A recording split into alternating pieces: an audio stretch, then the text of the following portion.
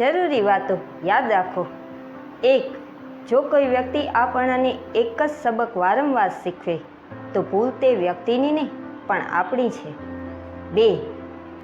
2.5 અક્ષરનો શબ્દ છે ભાગ્ય, 3 અક્ષરનો શબ્દ છે નસીબ, 3.5 અક્ષરનો શબ્દ છે કિસ્મત, પરંતુ 4 અક્ષરનો શબ્દ છે મહેનત। અને હંમેશા આપણે આપણી મહેનત ઉપર જ વિશ્વાસ રાખવો જોઈએ।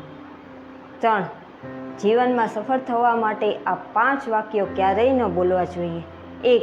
લોકો શું કહેશે? 2. મારાથી નહીં થાય। 3. મારો મૂડ નથી।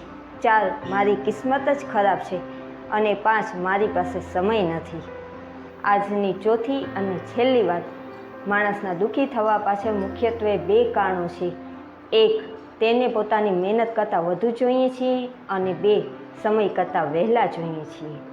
વિડીયો સારો લાગ્યો હોય તો શેર જરૂર કરજો, વિડીયોને લાઈક કરો અને શેર જરૂર કરો।